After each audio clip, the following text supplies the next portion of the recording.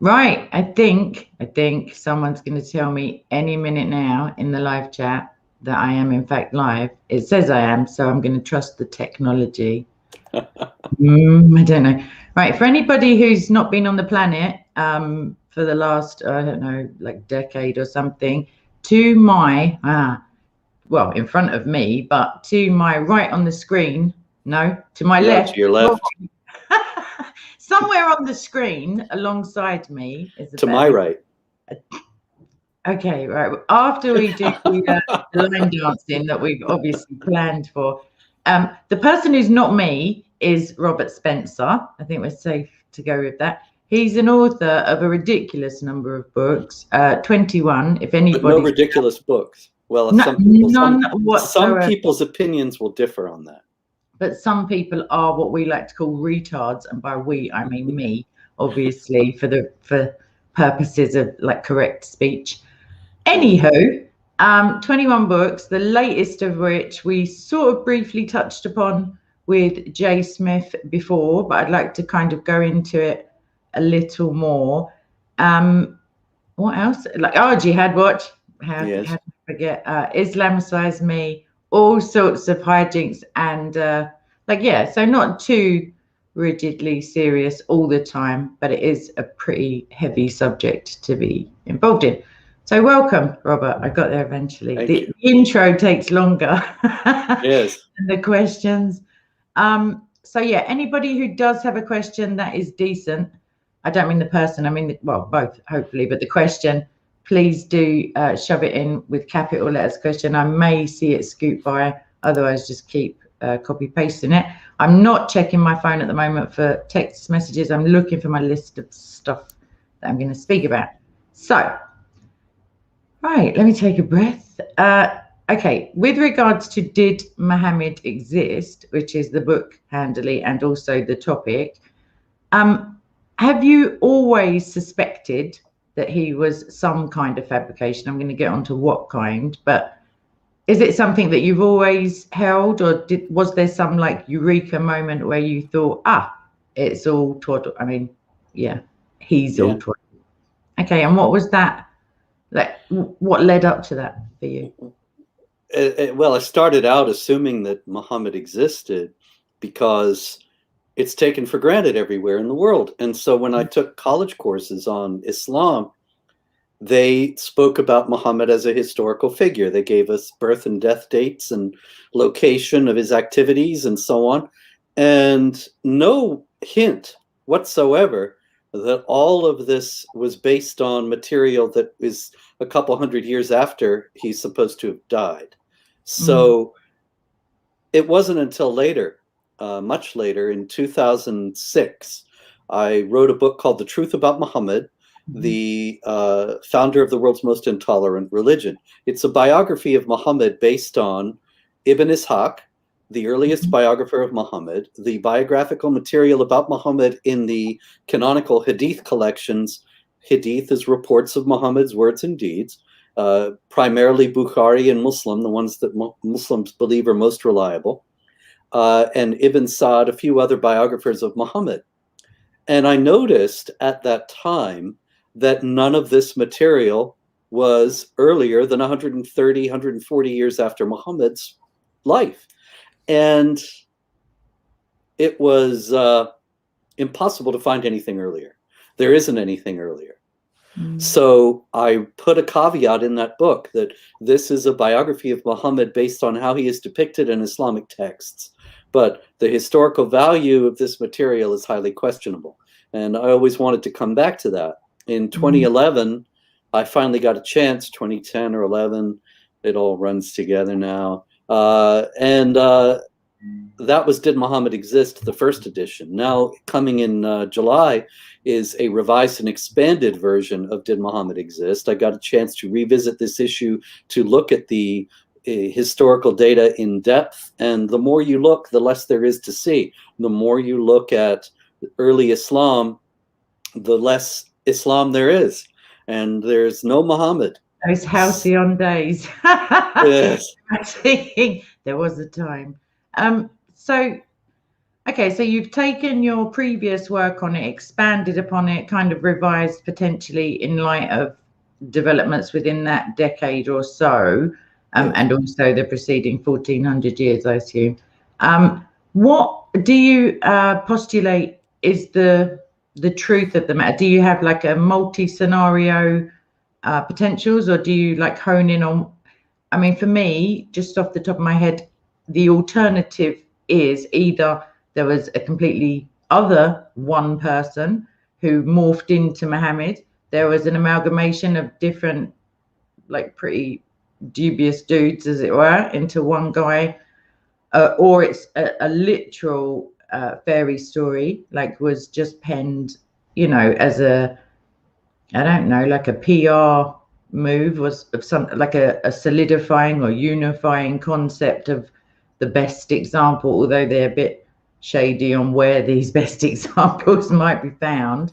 So what do you favor as an, or is there a new, like a different explanation of what, who is, where did he come from? And when I say he, I mean the idea of him. There are a lot of different theories on this, and what we do know, based on the existing material, is that Islam, and particularly the Quran, were fashioned from existing material, some of it Jewish, some of it Christian, some of it Zoroastrian, and amalgamated together in order to create this new religion, apparently with the motive to provide a unifying force for their new empire, the Arab Empire, because in those days religion is what unified empires. And so the Byzantine Empire was Christian, the Persian Empire was Zoroastrian. Those were the two great powers of the day. The Arabs came in and conquered all this huge expanse of land, and then they fashioned a religion out of it. Now, Jay Smith has done some groundbreaking research recently, our mutual friend, on one individual, Iyad ibn Qabisa, who he says has quite a lot of parallels to the life of Muhammad as it is depicted. And he contends on that basis that the basics of the life of Muhammad were essentially incorporated into the Muhammad legend from the life of this fellow.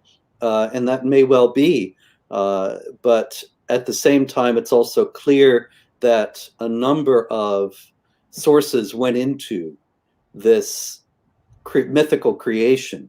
And a lot of them are contradictory, because once Muhammad was invented and began to be referred to as the prophet of the religion, then there was an immense proliferation of forged material by Muslims, who would, Muslims of one group would make up a story about Muhammad to justify their doing things one way.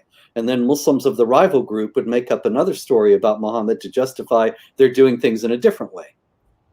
So you have... Yeah, sorry.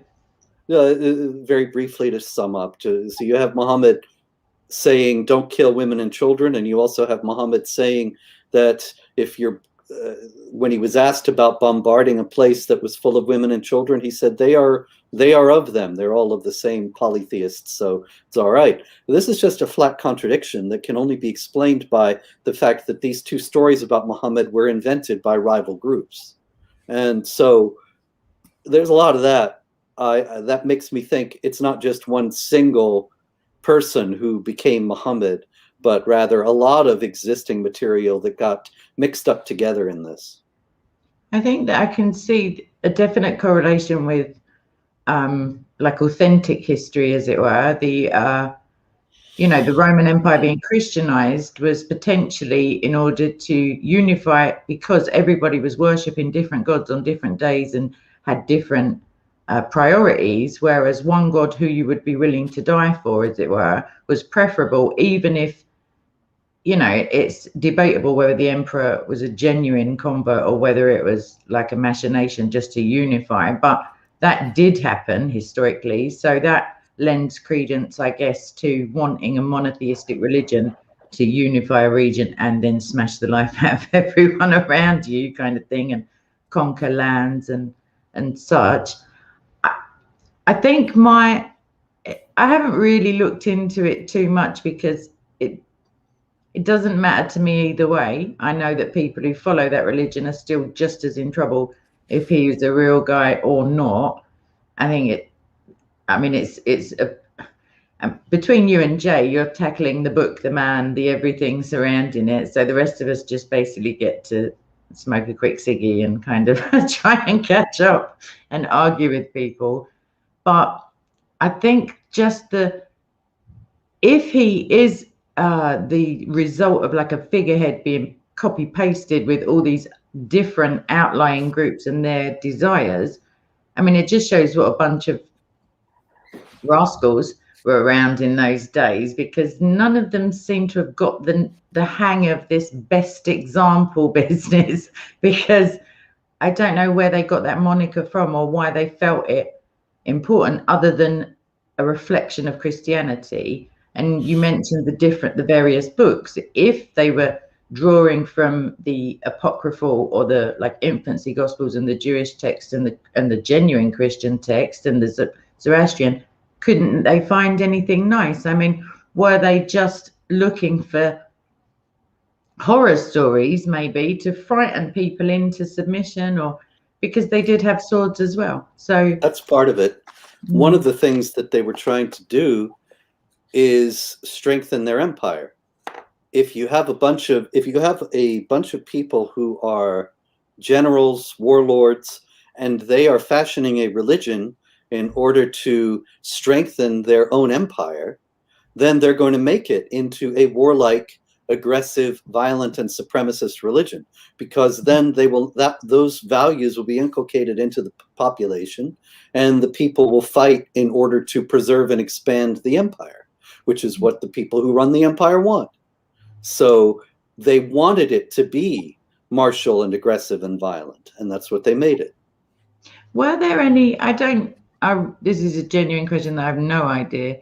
I know that keeping records of things was like in effect long before Islam turned up for the Jews and the Christians, and probably the pagans. They had to keep a check on how many idols they had and who was worshipping who. But is there any contemporary accounts of the reaction to either the 200-year-old Islam or are there any surviving accounts of what people made of this sort of destruction and threats and intimidation and Johnny come latelys riding around, demanding that whose God be worshipped? And do they factor into your evidences for the non-existence of does anyone mention a guy, like a figurehead, or is it just, I mean, potentially the companions could have all been amalgam. I don't know how. Yeah, I think the companions are largely made up as well, or incorporated from the followers of other people, like the J. Smith's friend Iyad.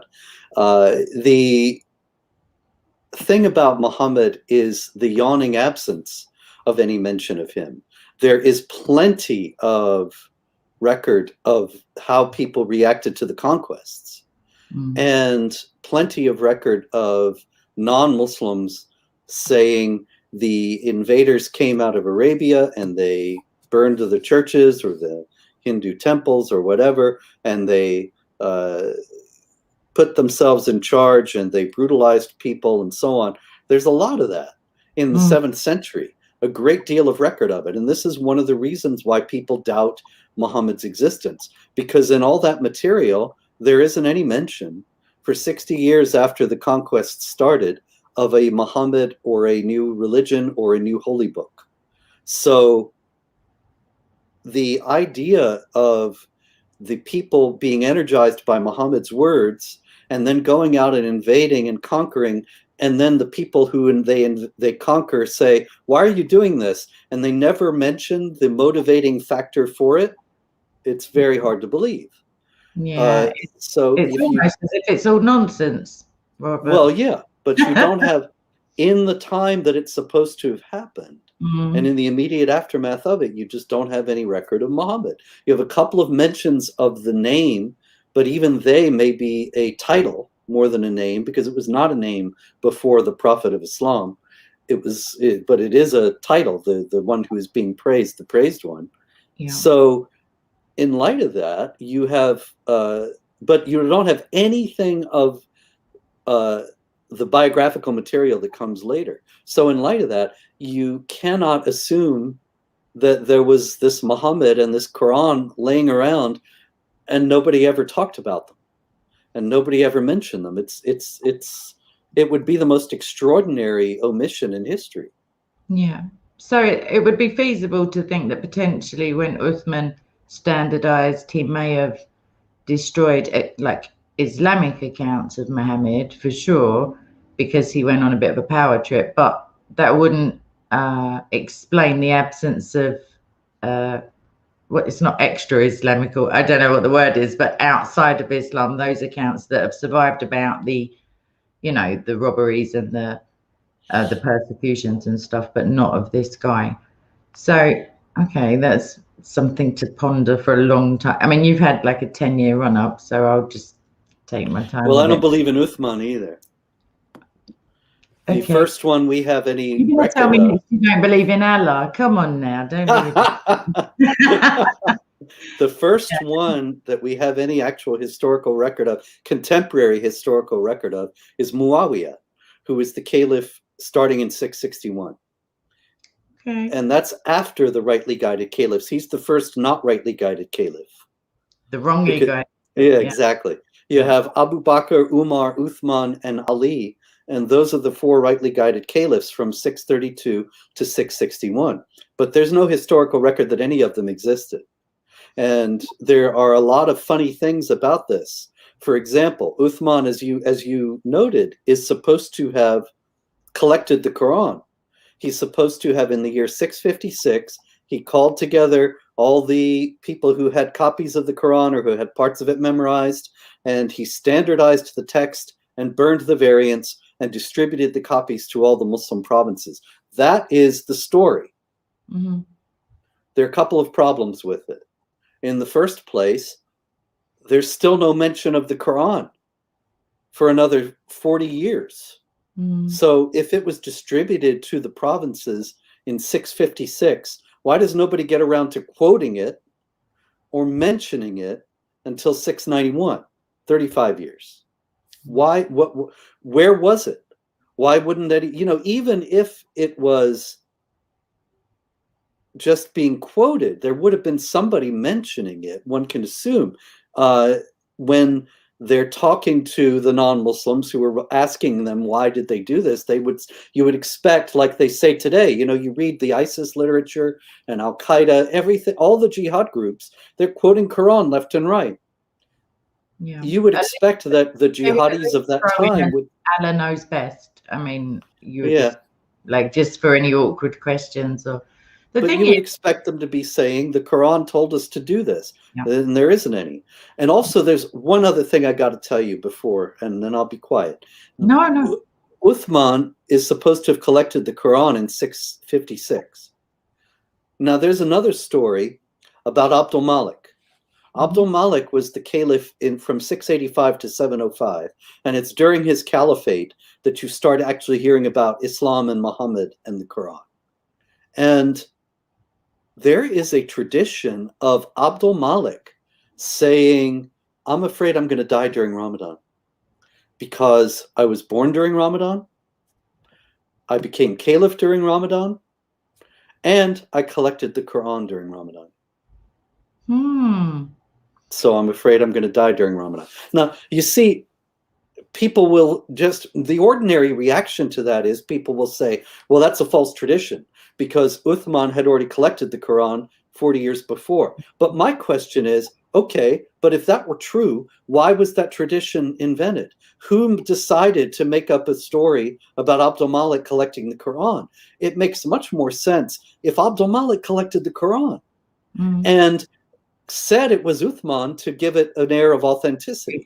Yeah. The thing is, once something's been sent out into the provinces, it's similar to biblical accusations, I guess, when they say things like, oh yeah, but that wasn't inserted into until the 4th century. And you're like, do you mean somebody went door to door around the empire and literally inserted it into, I mean, it's not a website. It's not like someone can just order it in the night. So once a written Quran has been sent out, whether or not, I mean, that's post alleged, I don't know what to call him now, it's post Islamization, so therefore they would still be in existence. Someone would have hidden one anyway if it was such a valuable thing to have, the explicit word of God. Someone would be laying down their life and at least putting it behind the sofa, or I don't know, hiding it away. That's another thing too. There are different stories of how the Quran was collected. In Islamic tradition, tradition says that Uthman collected it, but it also says that Abu Bakr, who was the first caliph after Muhammad, that he collected it. And then when Uthman came along, it's as if it never happened. So where's Abu Bakr's Quran? Why didn't anybody come up and say, hey, we did this, here it is. We've been sitting on this for 25 years, but now that you asked, here it is. Yeah, get those goats out of the room. That sort of thing. The thing is, so let me just double check. There are no records or no convincing records or accounts of the companions, say, and that by default Aisha as well, I guess, because of Abu Bakr, like that. But in terms of, I mean, Khadija was kind of the daughter of the Bill Gates of Arabia, like kind of thing. She was a big deal, as it were. Are there, I mean, I don't know much about Arabian like financing or accounting of the time, but I know that the Jews were fastidious. If anyone borrowed someone a tomb or planted a tree in someone else's orchard, like if there was an account of it written down. So surely if this very rich merchant or whatever he was had a daughter, she decided to marry some oik, like wouldn't there be something on the animal skins or on the palm? I don't know. Like there would be records of the marriage or the. I don't know if there would be. I don't know. There may be marriage records from 7th century Arabia. I don't know. That's something I have never looked into, but I can tell you one thing. Another reason why people doubt that Muhammad existed is because of Mecca. You read the canonical accounts in the earliest Islamic sources about Muhammad's life. He's born in Mecca. He becomes a prophet right outside Mecca on Mount Hira. He then moves to Medina.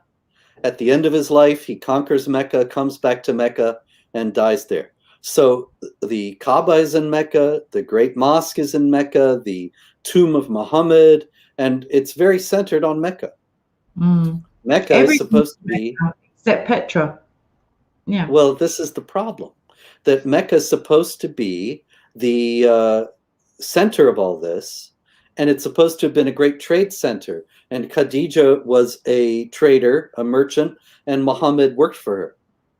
But we do have records of the merchants, the traveling salesmen, because they would keep their notes and say where they sold this and where they sold that and keep their itinerary so they would know where to go and where they could expect to make sales. And so we actually have records of that from the 7th century, and they didn't go to Mecca. Yeah. They bypass. Mecca is actually in southwest Arabia, and you would have to go down through all this trackless desert waste to get there from Syria, which is very unlikely for merchants to have done. It's much more likely that if they're coming from Europe or going to Europe, that they cross through Syria into Iraq and Iran and into India. So there's no Mecca, then there's no Muhammad in Mecca, and all those stories are clearly false. Yeah. So we've got geographical discrepancies, definite like historical record discrepancies or absences, more to the point. Another reason he potentially didn't exist, even within Islamic sources, his father was long dead before his mother should have been pregnant even. So that kind of goes towards you don't exist if your dad died like 5 years before you were, but that's generally anyone with any math skills or like biology knowledge. That's a bit of a weird one. But okay, so now let me kind of move away from this, because whether or not he existed, jihad definitely exists. Sharia in its various guises and like true sense definitely exists. And if, as you say, it's all being drawn from a sunnah and accounts that are just basically kind of made up to suit the prevailing wind, which is quite disgusting in places. Has there ever been a time, I mean, maybe post-Crusade? Oh, no, actually, from the wherever the birth and whenever the birth of Islam was, when it was a unified, conquering theology or political ideology, whatever it was, has there ever been a time where they've all gone off for a football match? Like, is it lately because I'm choosing to spotlight persecution, maybe? Has it all gone really busy, or is that just my perspective and it's always been like that and we've never known? No, it's there are times when it hasn't been as bad. Mm-hmm. You look at when, well, speaking strictly for myself, when I was young, we didn't hear about people blowing themselves up or going on stabbing sprees in the middle of London or Paris. This is completely new. And of course, a lot of it is because of mass migration, but a lot of it is also because the jihad is much more active today than it was 50 years ago. This is because, in the first place, the Saudis struck oil and started to finance jihad indoctrination around the world. They also took advantage of modern communications. That it used to be, if you were in Karachi or Dhaka and they weren't preaching jihad right around you, then you might not ever hear about it. But nowadays you can go online and there it is.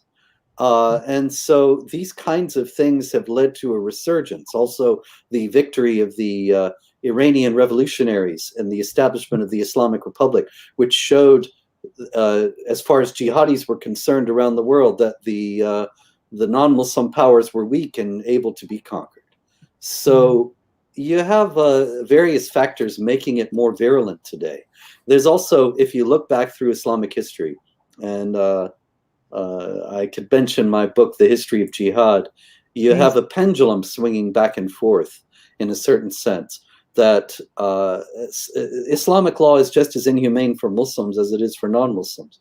So in many cases in history, you have people saying that they don't want to live under it and relaxing it, or not saying this because that'll get you killed, but just relaxing the provisions of Islamic law and living in a more generous and relaxed fashion. And then something bad happens in the society, as will always be the case, and the preachers say it's because we turned away from Allah, and they redouble their efforts, and there's an Islamic revival, and the rigorism starts again. So it swings back and forth. Right now, it's actually happening in both ways. In Iran, they're thoroughly sick of the Islamic Republic and to a great degree of Islam itself. And the pendulum is slowly swinging back toward the secularism they rejected in 1979. And I would expect that, although now the Biden administration is going to prop them up again, if it hadn't done that, the Islamic Republic could have fallen in the next year or so. Now it probably will stay for a while, but it can't last forever. And meanwhile, in the other direction, you have the Islamization of Turkey, which used to be secular and now is becoming more and more tied to Sharia and exporting Sharia as well.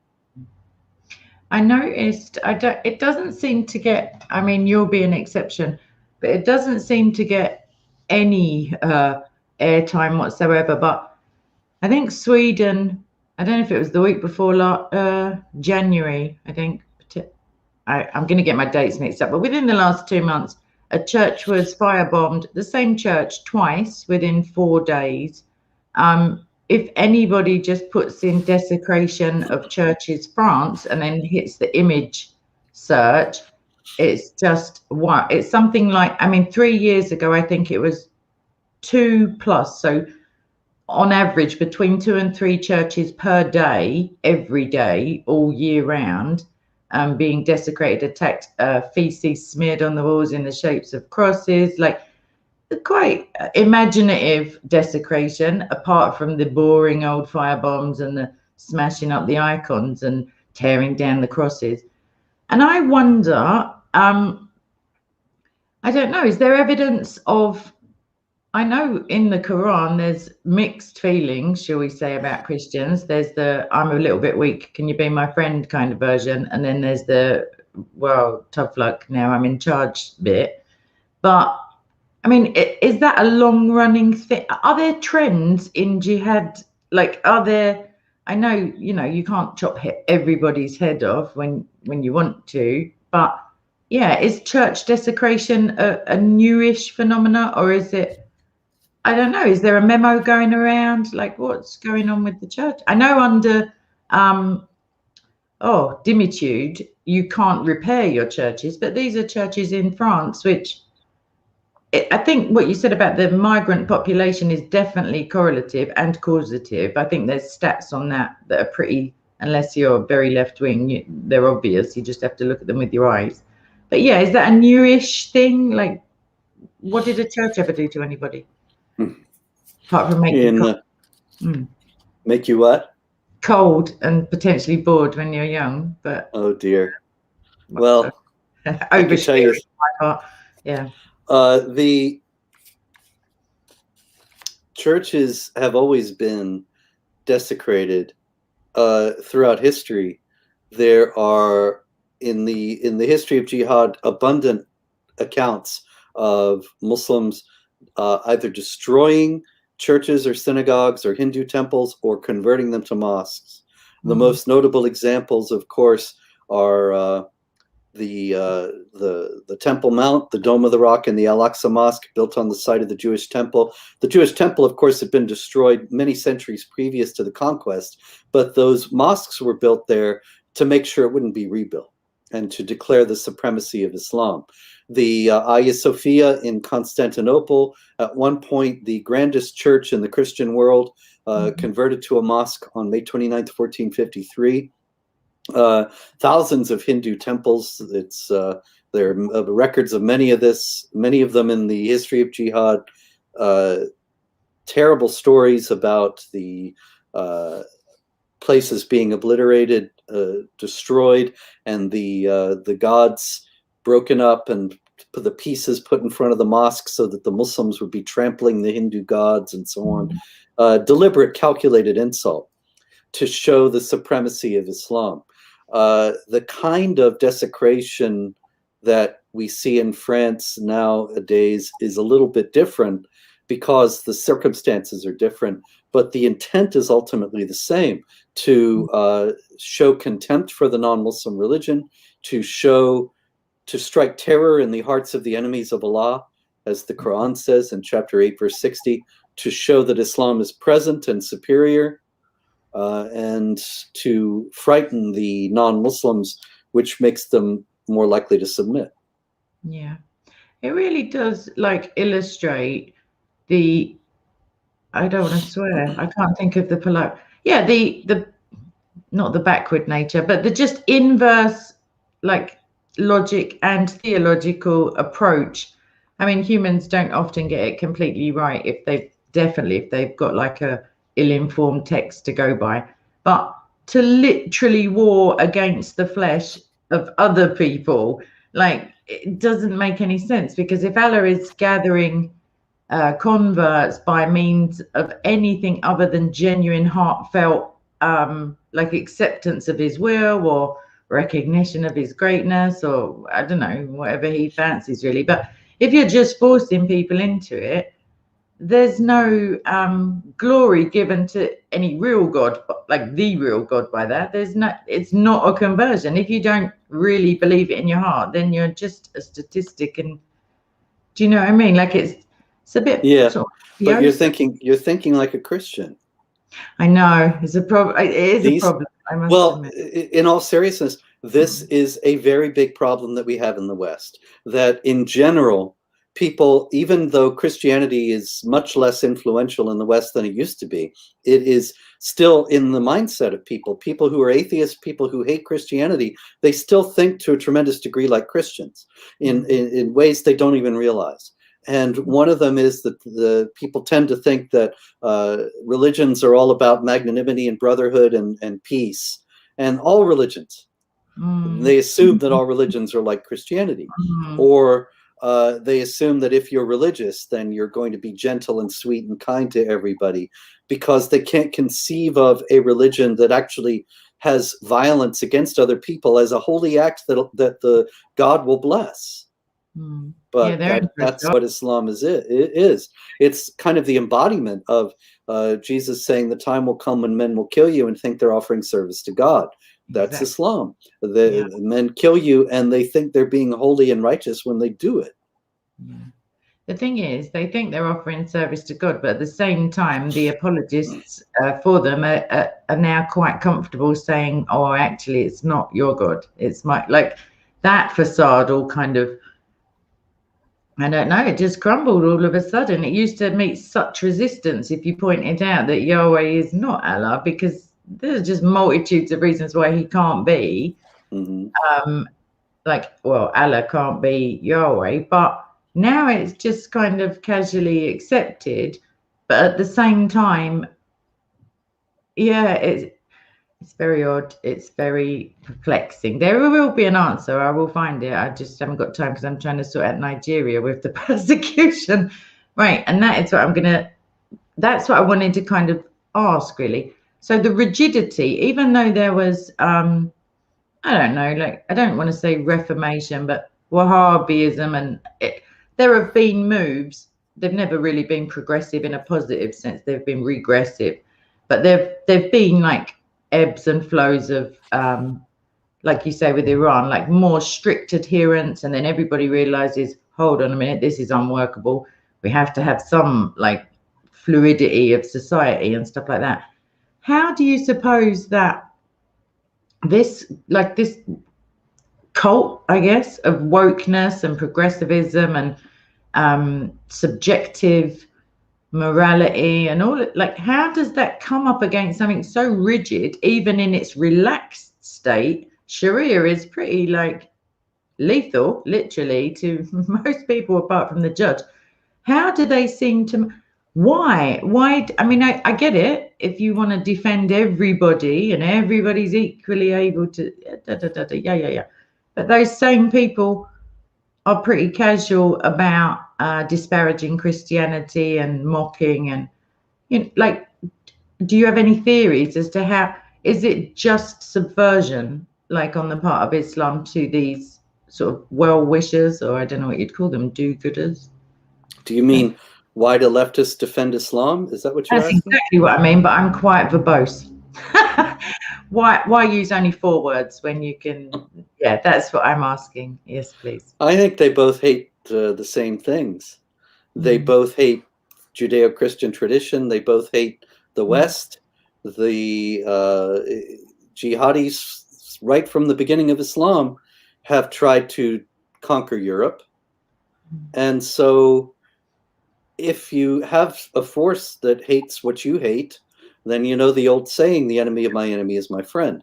So I think they've made common cause on that basis, and also on the fact that they are both authoritarian and violent. The left falsely claims that there's some big problem with right-wing extremists and so on. And that's a lot of hooey. Of course, it's a smokescreen to cover for the fact that the left itself is increasingly violent. You can see the riots that Antifa and Black Lives Matter are pursuing on a dispiritingly regular basis, and calling openly for violence against the people they hate, as well as calling openly for them to be shut down. Just the other day, I was on a show with called Truth and Politics, and just hours before the show was supposed to go on, the Truth and Politics YouTube channel was closed, was shut, banned by YouTube. And this is just, of course, one example of hundreds or thousands of the leftist oligarchs who control the social media outlets, closing them off to people who dissent from the leftist agenda. And so the left has always been, and is today, violent and authoritarian. Islam, Sharia, is violent and authoritarian. You get out of line and they'll cut your hand off or cut your head off or whatever. And it's the same kind of thing, you see, that both of them are trying to establish a perfect society. That, after all, is the goal of communism, right? The classless society, the dictatorship of the proletariat, in which everybody will be equal and justice will prevail. And we have to get there by putting people in camps and killing them. And the Sharia is the same way. It's the perfect society of Allah, and we enforce it by chopping heads when necessary. So they see each other, I think, as deep ideological, spiritual kin. Yeah. I've got a theory as to why it seemed, I mean, Christ, a part of the theory is that Christ said so therefore it's true. He said, you'll be hated, you'll be persecuted, expect this to happen. But I think that potentially, like you say, utopian, whether or not they're truly utopian, but utopian projections. It will be like this if only. Jannah will be like this if only you suffer in this world. And I don't know, some Marxist revolution will bring you to a place where so these, I want to say absolute twaddle scenarios, it's not really an American word, this nonsense stuff, this BS, whatever, is put out there. And because Christianity is the truth anyway, but because we're pretty sensible when it comes to the actual truth, as in subjective and objective truth, Christians have to say, oh, no, that's not going to work. No, it's not going to be like that. And no, you can't. This is kindergarten, imaginings. And therefore we get backlash from, like I said to you off camera, what did anybody expect the Pope to say when he's asked if he'll bless two people who are openly admitting they're performing an act in the privacy of their own homes? Granted, that is explicitly heavily refuted by God. I'm going to put it like that in the Bible. He can't, so I think that BLM, Antifa, all of these pseudo-Marxist organizations on the left, and then Islam, which I would put it, I don't even know if it's on that spectrum at all. It's somewhere lurking in the background, but out front somehow. They're both putting forward unreachable goals, and then Christianity has to be the one, or actually just Western society, because sometimes they're interchangeable, has to be the one to say, no, not really. But, okay, so let me just go back to my notes, because there was something the papal visit. What did you, well, I don't mind what you, I'm not the biggest fan of the guy in white, as it were, but what I do appreciate is his spotlight. I mean, he couldn't have found a place with fewer Christians, to be fair, but he did it anyway, and he's causing it to be spoken about, Christian persecution, which is very close to my heart. Not the persecution, the cessation. So what did you take away from his visit? Were you I don't know, what did you think about all of that? Well, I'm glad that he is shedding a light on Christian persecution, but at the same time, he is assiduously denying and confusing people about the reasons why that persecution happened. And so I think it ends up being even worse, counterproductive, because he's actively misleading people into thinking that the cause of this persecution is other than what it is. And so they will apply the wrong solution and the persecution will go on. It's just like if you have one illness and you take a medicine for another, it's not going to cure you. So the Pope has years ago said authentic Islam and the proper reading of the Quran are opposed to every form of violence. That's just absolutely laughably false. Abu Bakr's Quran. Yeah, maybe he's got it. Maybe it was just a rough draft. It's been in the Vatican this whole time. Of course, nobody looked there. Yeah. So he has repeatedly said that Islam is peaceful. He wanted Ayatollah Sistani to sign his human fraternity document that he developed with the Grand Sheikh of Al-Azhar, Ahmed Al-Tayyib. And that document says that no religion teaches terrorism. Every religion teaches peace, and that it's only poverty that causes terrorism. Well, poverty doesn't cause terrorism. There have been some very wealthy terrorists. Osama bin Laden was very I was wealthy. just thinking of him, funny enough, and And those Glasgow physicians a few years back who drove their car into the airport, physicians are generally rather wealthy. And so, and of course, there are innumerable other examples. The idea, though, of claiming that poverty causes terrorism is just going to get, if people take him seriously, which unfortunately some people do, it's just going to get the West to shower money on various Islamic entities, which is not going to end jihad activity at all. And it may end up financing them, jihadis. Yeah, I think that spiritual poverty could have easily been, I could make a case for it right now, like easily. The absence of any true spirituality means you're more than happy to strike terror into the hearts of whomever.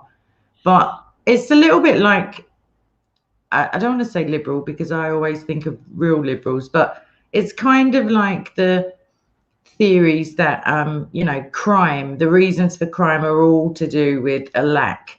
Like, so you're just taking the food, you're just raping the woman, it's always because you don't have the thing that you want.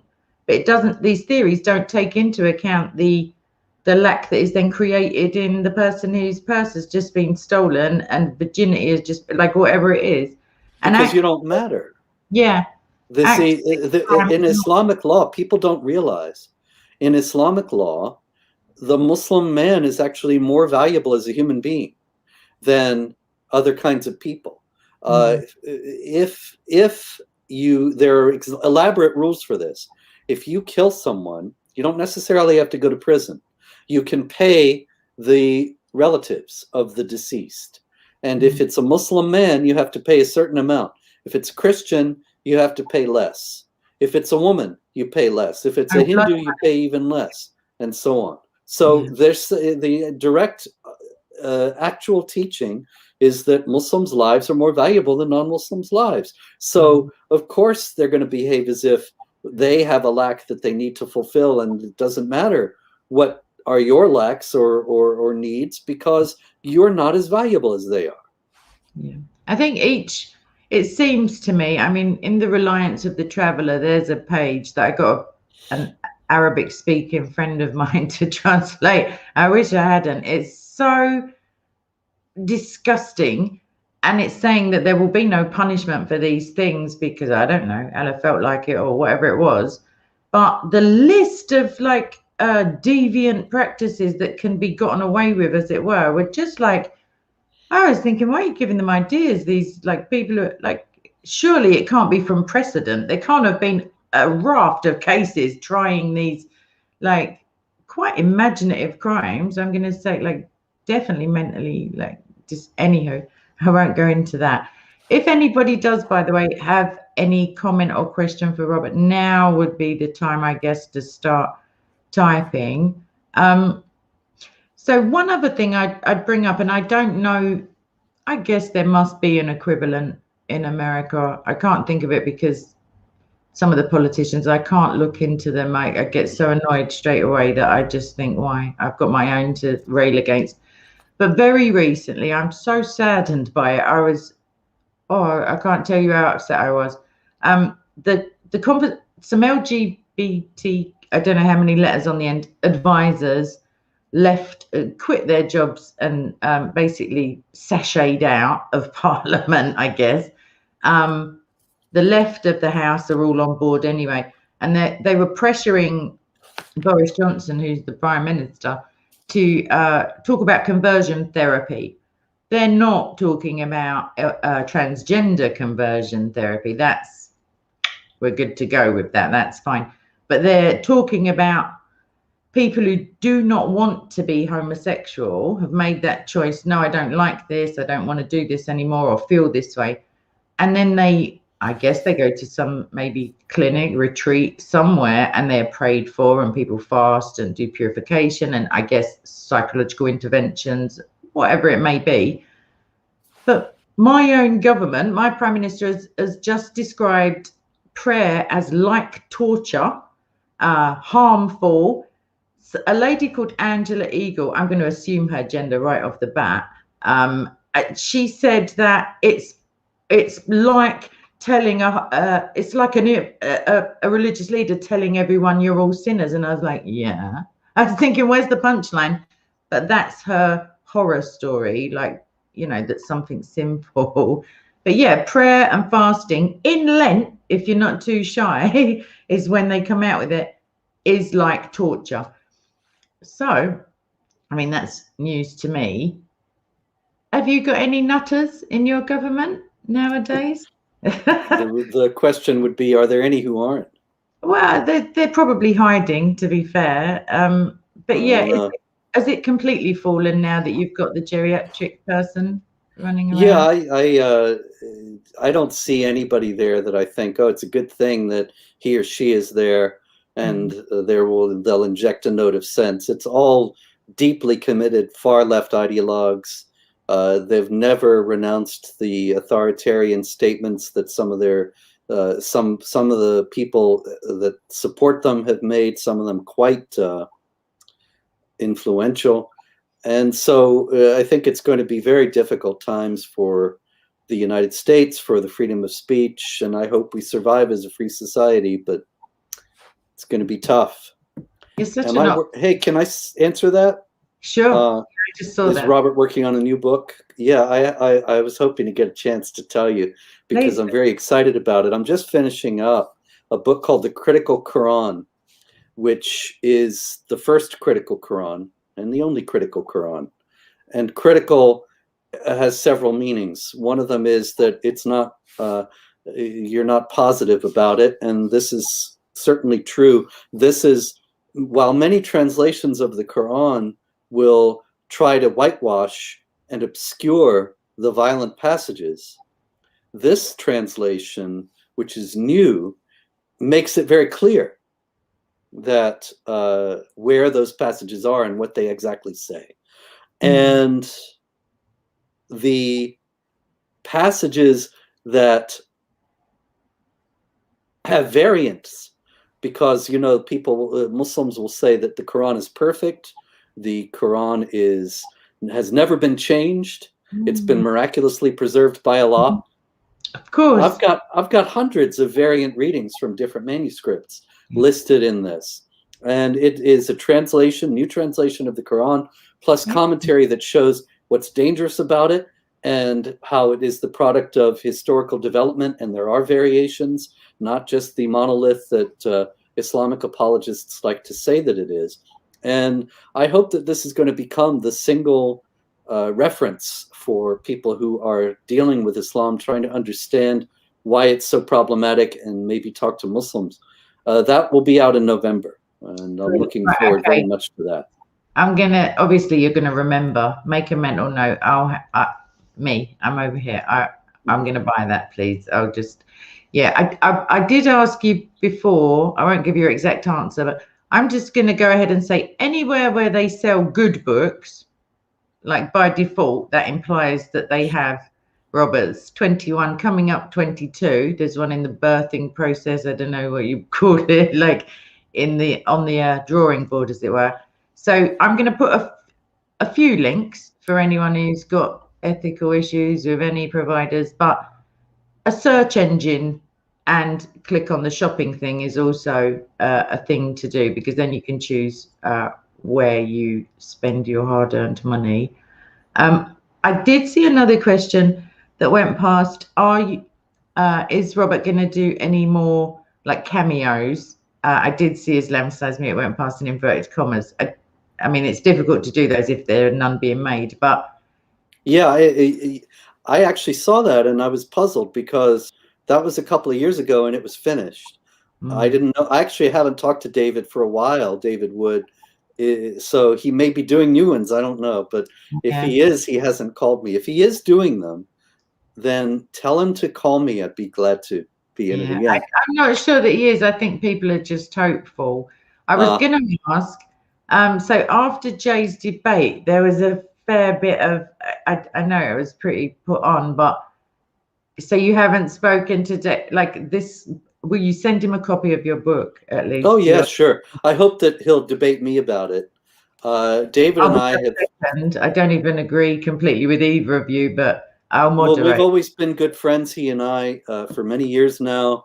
We debated about this issue when the first edition came out back in 2012.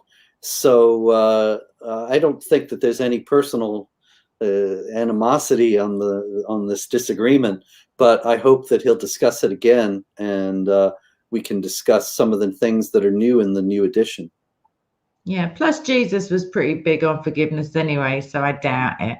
Like, just, I mean, it was one of his sort of catchphrasy things. Yeah, I've heard this. Okay.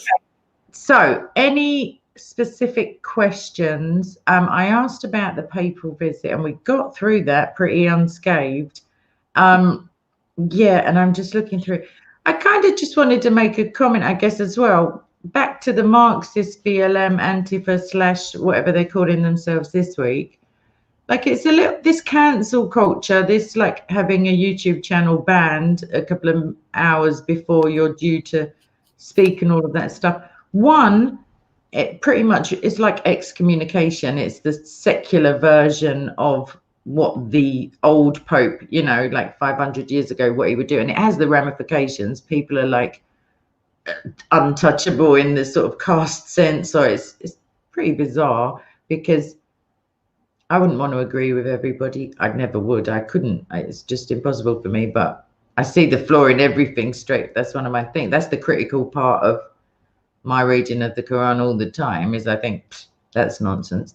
But do you find pushback like in your day-to-day life, or is it just when you're, you know, in a suit and tie on a TV show, or on a, like when you're putting yourself out there, or do you get a pretty steady stream of, I mean, do people pay money for your books to critique them back to you, or is it more? Well, certainly that happens.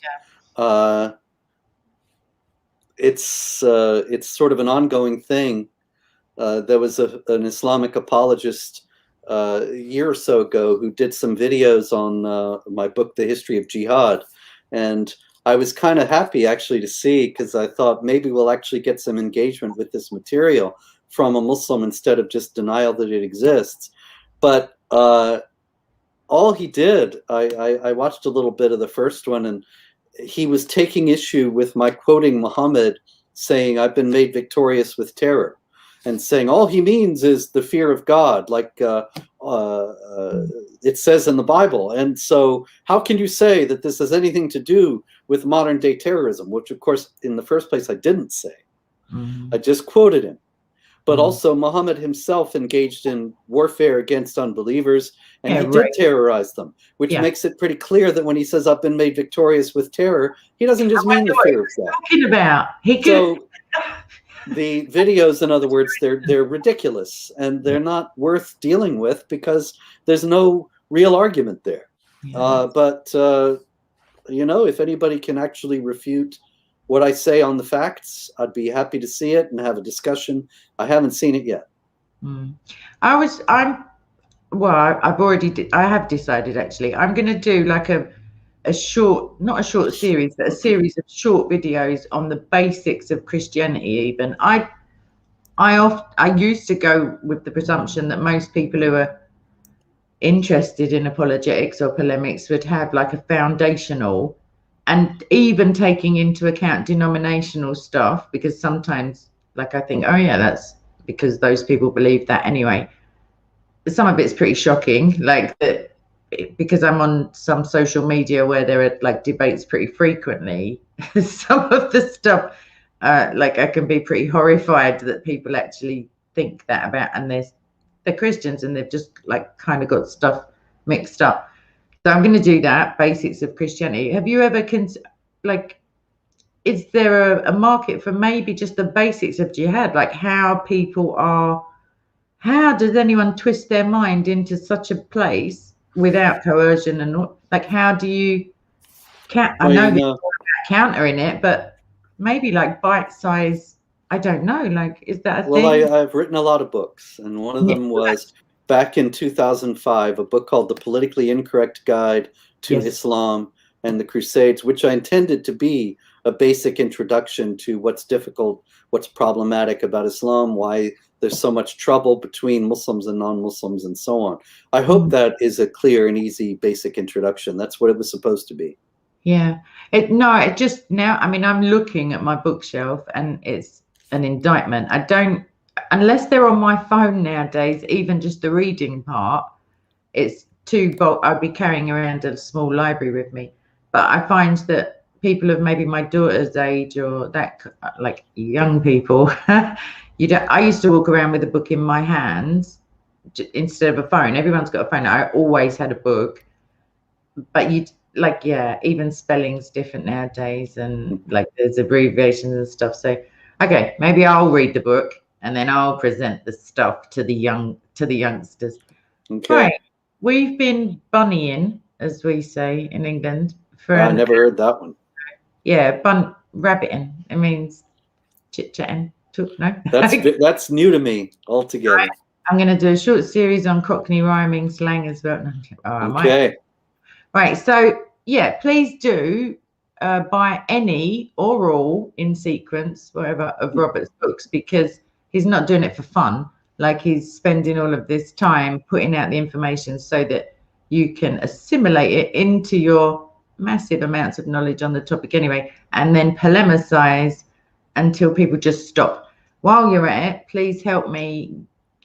Oh, write to a Nigerian embassy, maybe ask them about, you know, the missing girls. Like, yay, like 200 get out, but there are still 100 from more than 3 years ago. There are countless children who just go missing. In Pakistan, there are Christian girls, Hindu girls who are gunpoint in the street, broad daylight, taken. Their kidnappers then stand up in court and lie about their age as if that's the pertinent fact. Like, I would like it if everybody could just, well, at least in your prayers, like, focus on persecution. If the Pope can do it, come on, Protestants, we can all get involved. I find it difficult to say goodbye. Like, I always start rambling at the end of videos. Jay's just like, okay then. But yeah, I'm gonna in fact, if you stay in the studio, I will end the thing and then I'll be able to, like, chew your ear off for 1 more minute. But I'm going to say to everybody in the chat, Jihad, let me make sure I'm right. Hold on, it's here. Right, jihadwatch, all one word, .org. Do you have a YouTube channel? Do you? Yes, I do. I haven't made a video in 100 years, but yeah, I have a YouTube channel. Okay, Jihad Watch. That's it. And is there a TV or something like that in the time? I'll find the link. Maybe there is. Jihad Watch Video, I think it is. Yeah, because I didn't know if it was you or not. But yeah, because that's one more thing I must mention before we go. Are you a machine? Like, in the sense of the prolific, like, how many Jihad Watch? I've got a webhook, so I get every single story you do. It pops up on my computer, and I'm like, how are you doing this? Because I can't even get one assignment for university done without. No, I'm a master procrastinator. But well, this is all I do, you know. That's it. So do you? Well, it would be a blessing if you ever started to run out. I mean, let me know if the stories just dwindle. But yeah. Okay, so buy his books, go to his website, comment and like and subscribe all of his stuff. Look out for the November one, because I'm definitely getting that, and you'll be hearing a lot more from me in so okay, we'll talk about it when it comes out, and I'm going to say God bless you and thank you very much for relentlessly reporting on Jihad, because if you weren't, like, there would only be maybe 2 other sources really, and it's pretty shocking that these things go on. And yet the whole of society, like, loses its mind if someone calls a he a she. Like, but yeah, macheteings and blowing people, that's all fine. So on that bombshell of subjective morality, I'm going to end the stream. That's what the young people call it. And I'm going to say I'll see you all for the scheduled lecture tomorrow. Thanks very much, Robert, for agreeing to listen to me waffle and answering the questions very well. And I'll see you all later. Bye-bye. Right. The